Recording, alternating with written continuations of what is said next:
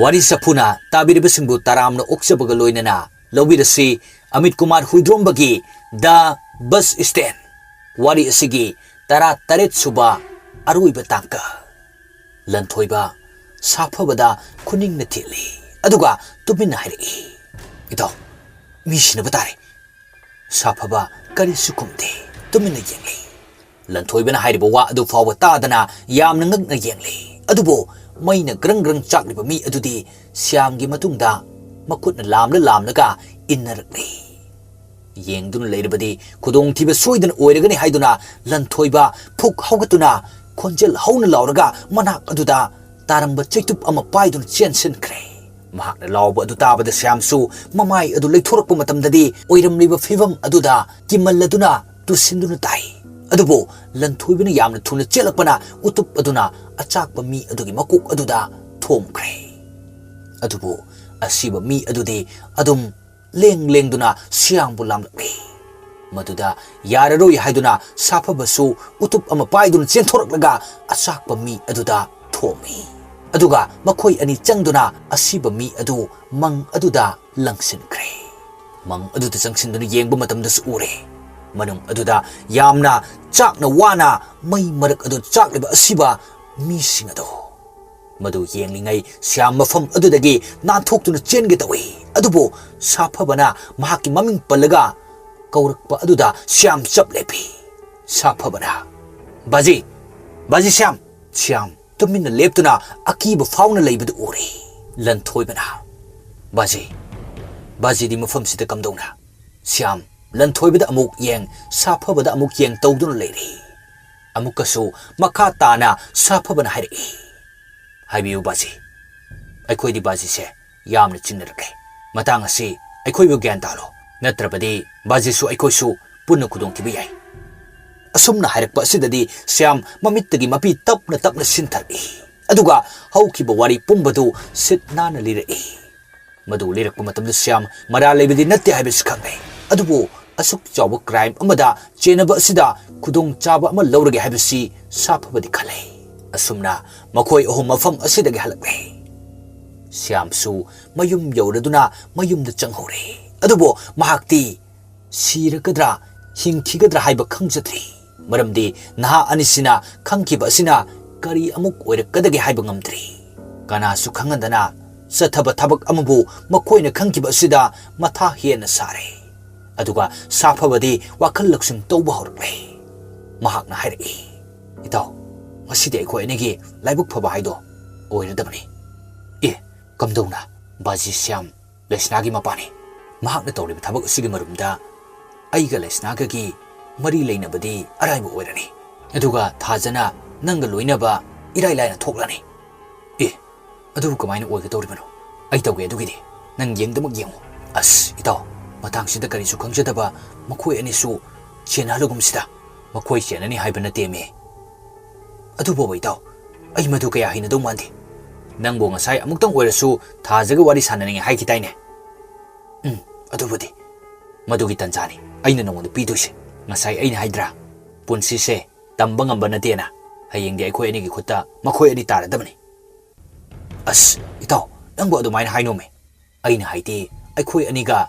loinerani haiba makhoi ani do asumna makhoi ani su mayum da changnakre adubo tinmu laimuna kanba numit asida lamket lamhaiba ama oiduna sangai wangma lana chatubagi mahi oina makhoi gi matungda fatraba thwai kayana inaduna makhoi gi saijin saya yena khaluka narak mongsong amade akoi bagi ingkholta laikre haibisi makhoi ani di khangba nate mathangi numit ni thaja mikap thoglakpada khangprek khangna lauri maduda pakat aduna mahaki mama adusu magi kada chensilai mahakna khanglamliba adudi atai karisu oiramdre pamhaibana khelliba upu aduda onsinduna khurumlamba adudani pamhaibana isanupi nangbo aina sumaina lerambasida khanglirane thaja kari suhaide mama aduna manakta changsilai kangkhal adu haidoktuna macha adubu phathabiri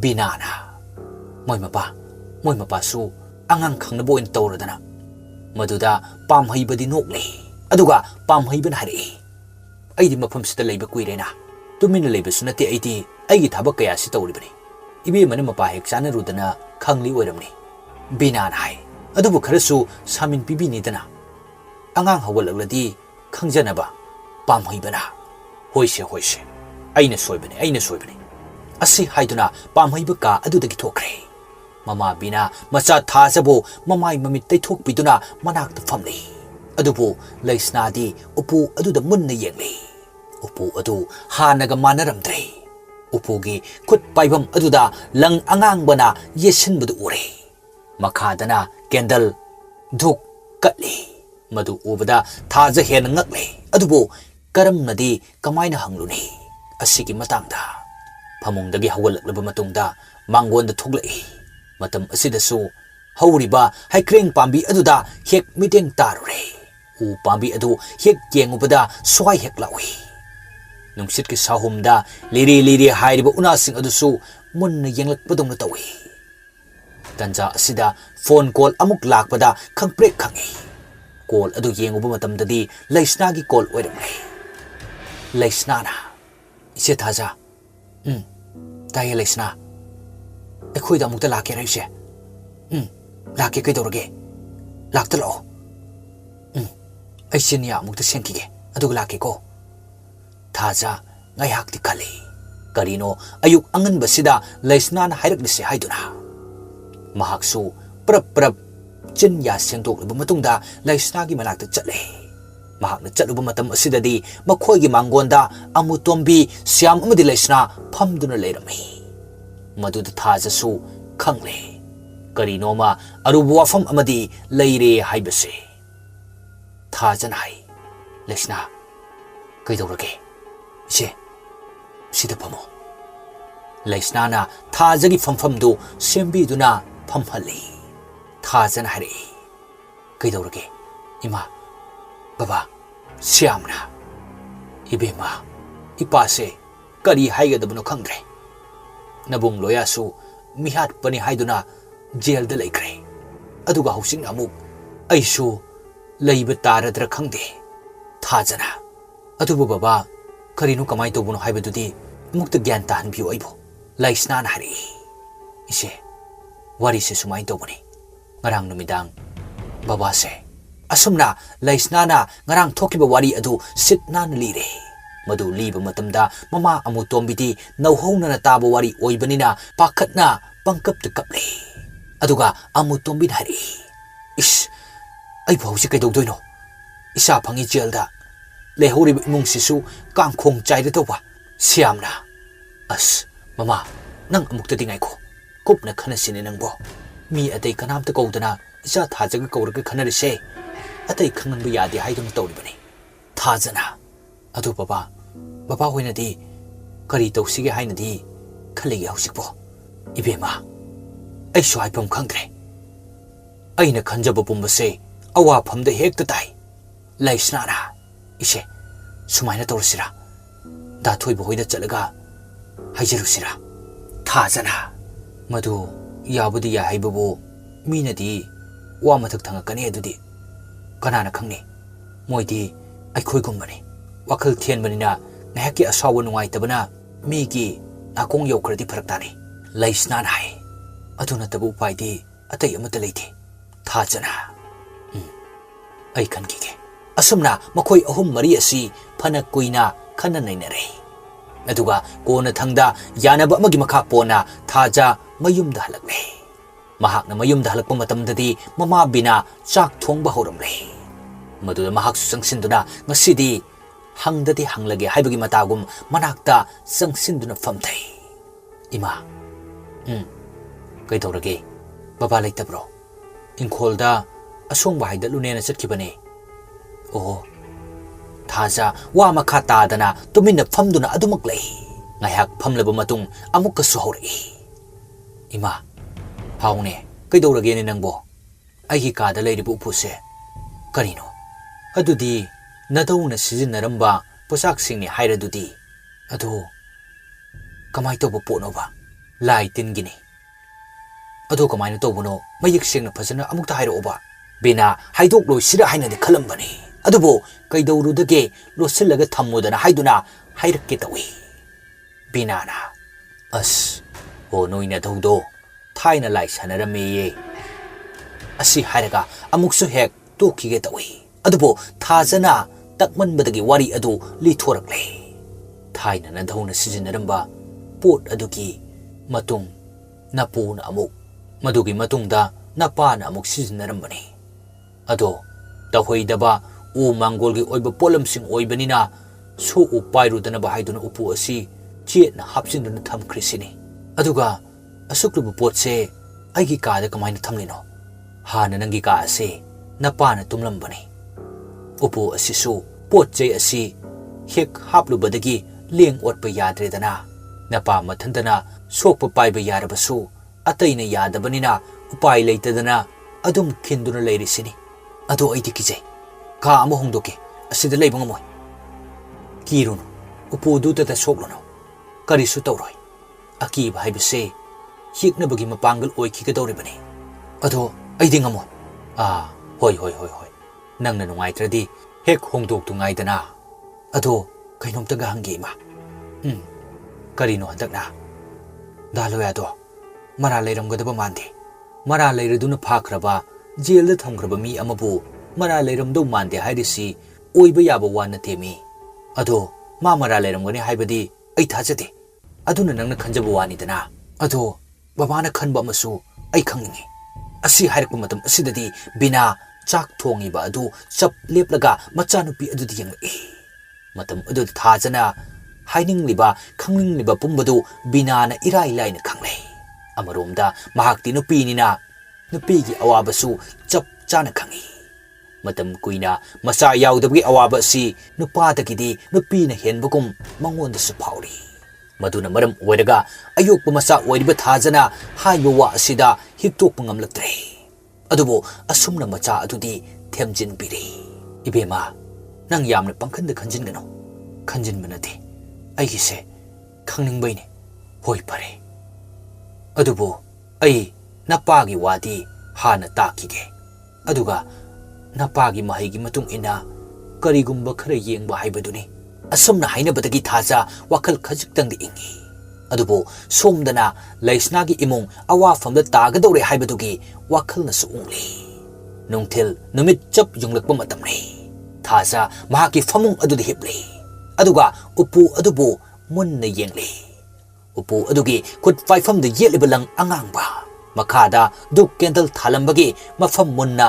ꯇꯞꯅ ꯌꯦꯡꯂꯤ ꯑꯁꯨꯝꯅ ꯌꯦꯡꯂꯤꯉꯩ ꯊꯣꯡꯅꯥꯎ ꯑꯗꯨꯗꯒꯤꯁꯨ ꯂꯤꯔꯤ ꯅꯨꯡꯁꯤꯠ ꯁꯤꯜꯂꯛꯂꯤ ꯑꯗꯨꯒ ꯑꯃꯨꯛꯁꯨ ꯍꯩꯀ꯭ꯔꯦꯡ ꯄꯥꯝꯕꯤ ꯑꯗꯨ ꯎꯔꯤ ꯍꯩꯀ꯭ꯔꯦꯡ ꯃꯅꯥ ꯑꯗꯨꯅ ꯇꯞꯅ ꯅꯣꯝꯗꯨꯅ ꯍꯥꯏꯕ ꯑꯗꯨ ꯊꯥꯖꯕꯨ ꯀꯤꯍꯟꯕꯗꯧꯅ ꯊꯣꯛꯂꯤ ꯊꯣꯡꯅꯥꯎꯗꯒꯤ ꯆꯪꯂꯛꯄ ꯅꯨꯡꯁꯤꯠ ꯑꯗꯨꯅ ꯎꯄꯨ ꯑꯗꯨꯗ ꯌꯩꯕꯗ ꯊꯣꯛꯂꯤꯕ ꯃꯈꯣꯜ ꯑꯗꯨꯁꯨ ꯑꯀꯤꯕꯒꯤ ꯃꯁꯛꯅꯤ ꯐꯅ ꯍꯥꯏꯗꯨꯅꯁꯨ ꯎꯄꯨ ꯑꯗꯨ ꯍꯥꯡꯗꯣꯛꯇꯨꯅ ꯀꯔꯤꯅꯣ ꯍꯥꯏꯕ ꯑꯗꯨꯗꯤ ꯊꯥꯖꯁꯨ ꯌꯥꯝꯅ ꯌꯦꯡꯅꯤꯡꯂꯤ ꯁꯤꯔꯕꯁꯨ ꯁꯤ ꯆꯪꯂꯕꯁꯨ ꯆꯪ ꯍꯥꯏꯗꯨꯅ ꯑꯃꯨꯛꯇꯪ ꯌꯦꯡꯒꯅꯤ ꯈꯜꯂꯛꯂꯤꯕ ꯑꯁꯤ ꯀꯨꯏꯔꯕꯅꯤ ꯑꯗꯨꯕꯨ ꯈꯟꯖꯕꯒꯤ ꯋꯥꯅꯤ ꯅꯣꯡꯃꯇ ꯊꯕꯛ ꯑꯣꯏꯅ ꯄꯥꯡꯊꯣꯛꯄꯗꯤ ꯉꯝꯈꯤꯗꯦ ꯑꯁꯨꯝꯅ ꯋꯥꯈꯜ ꯈꯟꯗꯨꯅ ꯂꯩꯔꯤꯉꯩ ꯂꯩꯁꯅꯥ ꯑꯃꯨꯛꯁꯨ ꯀꯣꯜ ꯇꯧꯔꯛꯏ ꯍꯜꯂꯣ ꯏꯆꯦ ꯊꯥꯖ ꯉꯁꯥꯏ ꯍꯥꯏꯅꯈꯤꯕꯗꯣ ꯑꯩ ꯊꯣꯛꯂꯛꯂꯒꯦ ꯑꯁꯨꯝꯅ ꯃꯈꯣꯏ ꯑꯅꯤꯁꯨ ꯊꯣꯛꯂꯛꯂꯦ ꯃꯈꯣꯏꯅ ꯊꯣꯛꯂꯛꯂꯕ ꯃꯇꯨꯡꯗ ꯂꯥꯏꯕꯛꯅ ꯐꯔꯤꯁꯨ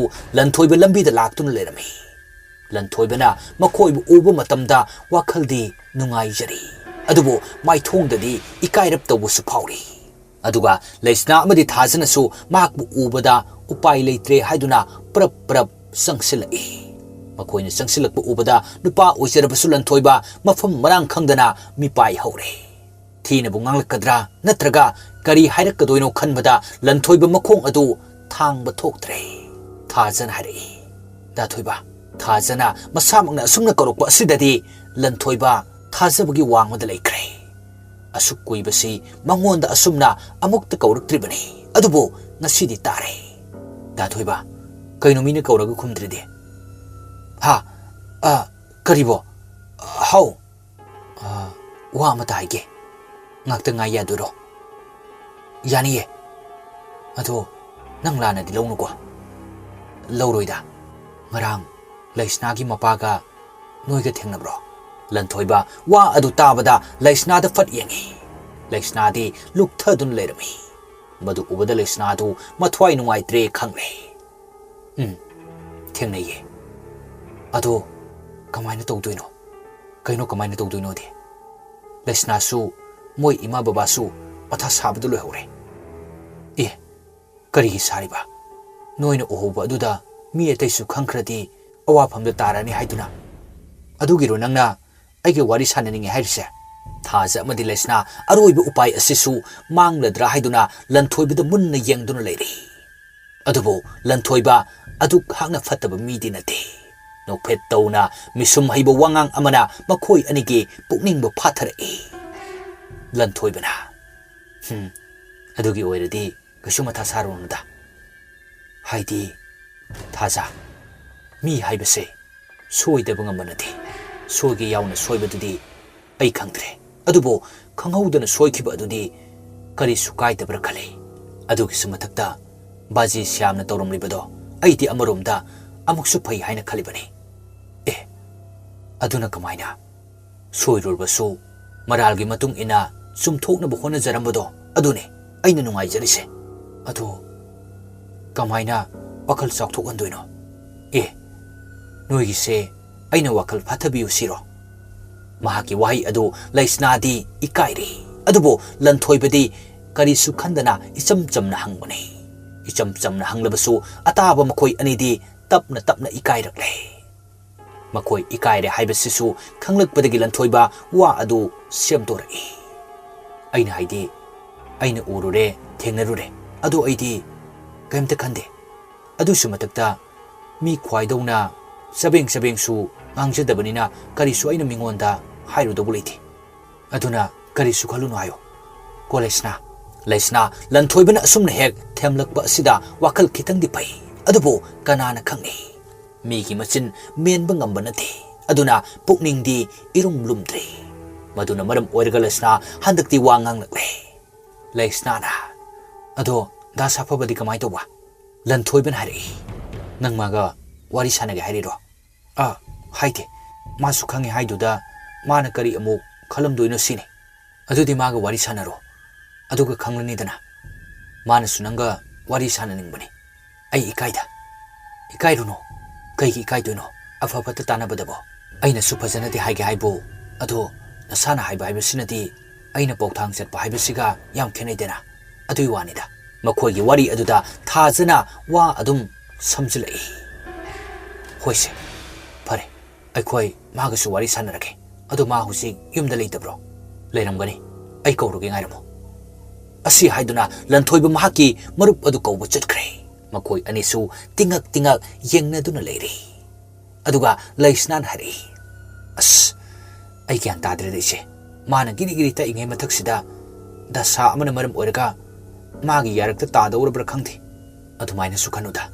Isam samna khanaraga loire. Ichat ama kannabagidamag ichat ama yondong nate. Adubadi chumba ise. Aduda magi mawngsida ai tawpham su khangandrabani. Ado nangbo ma pamde haidaine. Adubadi pamde. Pambo pamdradi yare kaino. Aduda kaidoroba. Laikai maktada laiminabanina nungtigi su ure. Nungtigi su umalabanina magi mawng matong su khangle. Aduna laiminaradi hui hawdong phawa nungsine haido. Tadura khangchilaktre ai.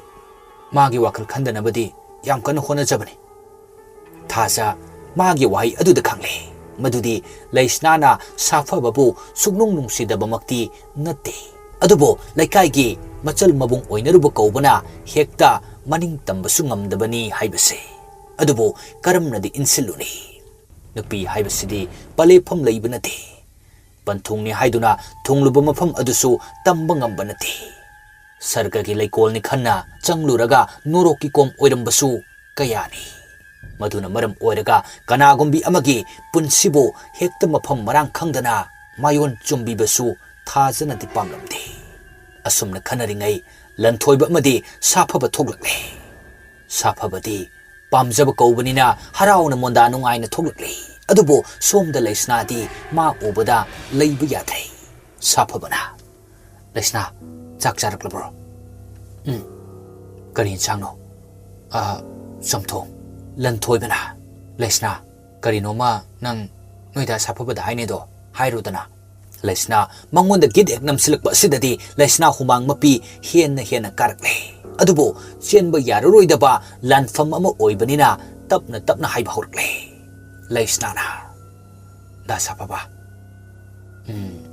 ngarang ai khoi baba hoi noi ga thingnei hai do kamai toino साफबना अस अदुगी वाबो नंग ना हाइदुई दो आई खंगे आई कैसुम तौरoi नोइसु हेंजन खनो अदुई वा हाइबो नोइ बाबागा ngarang तौरबदो अखोइसु अमरोमदा याव चिंगनी अदुगा सिगी वासे अखोइना मिंगोंदा अमुक तमो बाइसे अखोइसु अमुक दसा पुन्न ताबा यावदोइनी अदुना करिमता खलुनो अदुई सरुक सिगी वासे ngasi सारिसिना अरोइबो ओसि मेगी मनाकोंदा यौखिबा याबा नथि नत्र ने तो लन थोइबना माने इताउना हारिसे नोइ केमता पाखिटकनो अखोइना करिसु नोइगी मांगनबा तौदौ नथि थाजना हारि होइदा थोइबा थाजना असुमना यामना फ्री ओइना लन थोइबदा कौरकबा सिदा साफबदि ngakpana लोइरे लन थोइबगा थाजगन हाना एडवांस ओइ खरबरा हाइबे फाउ साफबना खले लन थोइबना हारि फरे अखोइसु चंख्रगे नोइसु चंख्रो करिसु खलनुको थाजना चलगे अदुदि अखोइसु साफबा मखोइ अनिगी वारी असि मया काबा मखै तारी अदुबु सोमददि लैसना साफबबु निंगमदना येंगदुना लैरि मदु उबदा साफबा लैसना द नोकफे तवि अदुगा इंगित ओइना करिसु तौरोये हाइना मखुट अदुन हाइरि मतम अदुदा अमुक्तो उद्रब मिनोक अमखल लैसना न नोलकपा अदुददि साफबा चप युंगना लेप्तुना लै असुमना थाजा अमदि लैसनासु हनख्रे साफबनसु ngasiगी matausi pung ngakre mahaki marup amadi thaljagi matau amadi leisnagi mino adubo matang aduda safabana karan ngangba amuk hore ngarang aina haibadu maktu ngasi tawrene ha nangse leifau phabu yam nai asumna makhoi ani du nok na lai makhoi na lakriba matam asisu namit yungkhalakpa matam ni kana su chatpadi usilakre adubo makhoi gi mamangda nupa amakak lapna chale asum chatpada makhoi ani nupa adu chingnaba amadi poi asuk sakraba sagalakpa matam asida kanano matomta lambi asida chalibase haina khale mahakna chalibasisu makhoi leikai gi labuk ta khigadoba lambi aduni adubo hausikti lobukta karimatasu mahi marong thadabu oibanina karigino mahakna matomta chalisi haiduna su makhoi ani marai yenari amana hai saman basida hangchil ang chalini haina aduga amana mu hai dillenba chalini haina asumna marai yena duna bhap oidana inarakpana hausikti makhoi leikai adu loisilakpagi yum amata tadre lambi adu tapna sum suksilakpu sohore adubo nupa adudi chatpa sum lepte matam aduda makhoi asengba khangdoklasi haina duna nupa adu kanna chensinduna tanai adubo manak yoramdai aduda nakanda fat lesin kibadagi mangkre matuda makhoi ani lawai luton sale mi ni haiduna tanaba adu mi oiramdre makhoi gi mamita uhan bani haibadu khangladuna tuminna amaga kina yengnaduna lei lan thoibana itaw ngarang su ibani sumaina tawi aduga asisu tawi ibani se da sa amanadi ngaiduna leire safabana ahin numidang de hendoraktuna nungthul da fawba asumna torpa sidi aita sengna akibam pokle ngasidi itaw ibani yumbiyong no chelorase asi hainaduna makhoi ani mafam adudagi mayum tamna chena bohonari adubo khudak aduda numit adu yamna thuna tasin kiduna pomam mamkre nongsu kadom deino khangaudana mangsilaktuna mafam asi pomam mamkre matam asida khara chelibusu kaubanina makhoi ani amamba marakta tusinduna lambi tokai takre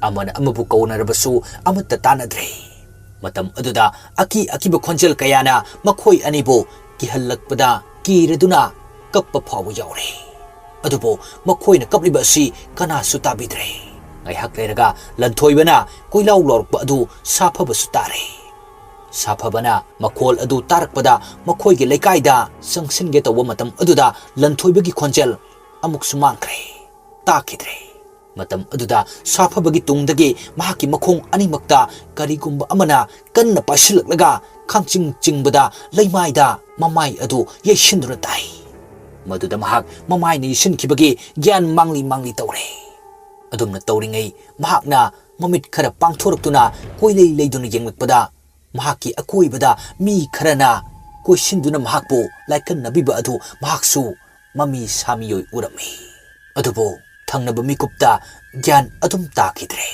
matang sida the bus stand gi ahanba season loijare mathangi season da lanthoiba amadi safava kamdau khrabage loyana kamdau khrabano laisnagi amadi thajagi imungna kamaina lekhre hariba pumba si khangminarasi